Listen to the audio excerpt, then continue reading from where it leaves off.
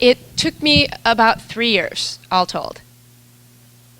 Filming was done over about a year and a half, and then after that was putting it together, weeding through about 200 hours of footage to get down to this. For the film? It's a really good question. I had been involved with this theater for a really long time prior, and had really just been in love with this program and the work the theater did. And it was over the period of time that I made a transition from a previous career as an attorney to wanting to make documentary films. And it was something that I felt really passionate about, I was connected to, and I had access to. And it just seemed like a natural fit. So that's where it came from. It does continue. It does continue. It's thriving. In fact, their next performance is going to be in a couple weeks, and I plan to attend.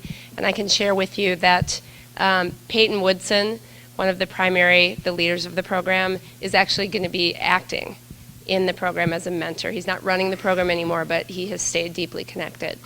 So it is surviving, the change in staffing.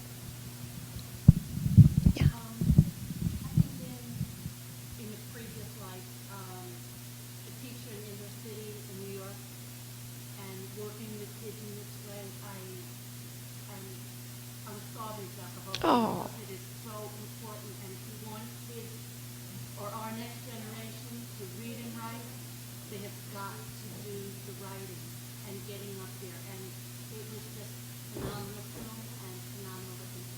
Oh, thank you. Thank you very much. Thank you. I can just add to that as a follow-up.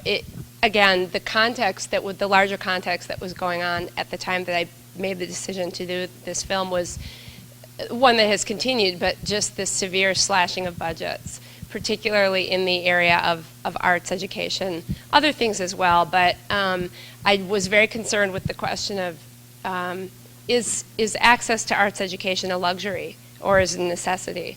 And certainly when it comes to my own children and my own life, I don't look at it as a luxury. So that was also one of the things that I was interested in. And there have been all kinds of studies, recent ones just published in the New York Times, about the correlation between graduation rates and access to quality arts education. And again, what interested me about this program is the depth. It's not just take a field trip and go see a play. It's this really deep, long-term commitment. While it's not perfect, and that was important to me to be part of this film as well, they do make impacts, and people's lives are changed. So,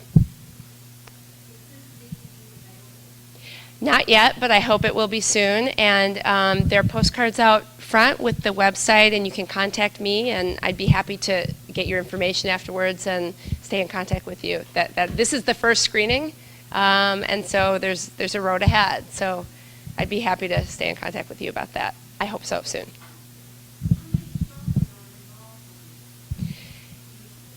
That's a really good question, and that was one of the things, to be honest, that I was trying to look at objectively, because you can ask the question, well, if you're only impacting a few children, is it worth it? I don't know. I mean, I leave that to other people to decide. It really changes from session to session, depending on which neighborhood center they're working with.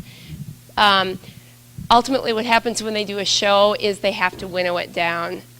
So there are fewer children that actually are in the performance. Many more children are in the classes leading up. But hundreds and hundreds over the course of the periods of time that they do it. And children phase in and children phase out. And as you saw in the film, some of the most profound things happen when the children stay in the program over long periods of time or else come back. And a lot of these kids are like family with a lot of the people, even though they've gone on to Michelle to college. She comes back every summer.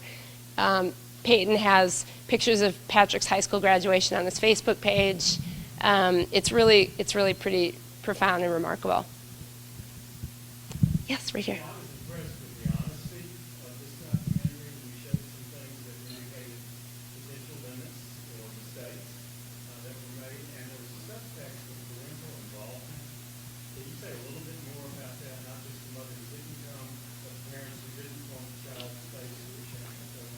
Sure. Yeah, well, very good questions. Thank you. Really perceptive. To the first part of your comments, it was really important to me that it be an honest and objective look, that I not go in with assumptions, this is yay rah rah, and I'm going to sell it, because that would be great, but that's an advocacy film. And it was really important to me to, look at it with the lights on. And one of the things I admire so much about these people is they're really willing to own their mistakes and look at them and try to learn from them, which I find unusual in terms of a lot of people tend to get really embedded in what they're doing, and it's hard to see mistakes. As far as the parental involvement and the child whose face was blurred, I don't know what to say other than the fact that there clearly were issues, and this is an area where admittedly the program, they admitted they had not done the work or were not able for whatever reasons, whether it was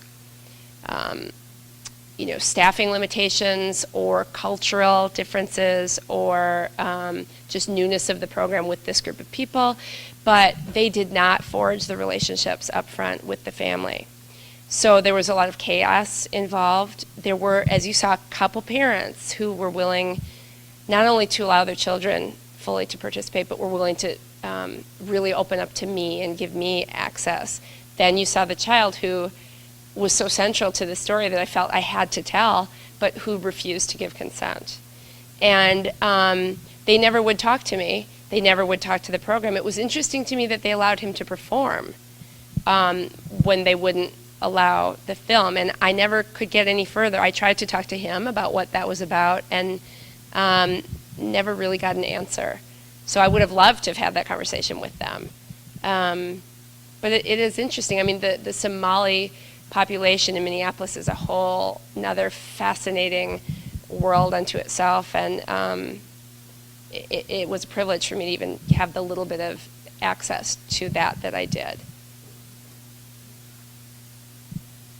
Go ahead.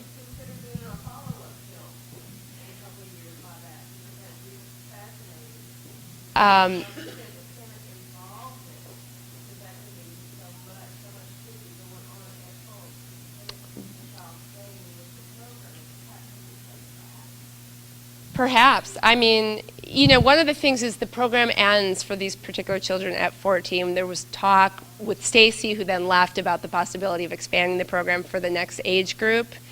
So anything's possible. I actually have threatened them and did threaten them with respect to the upcoming performance that I was going to show up with my cameras.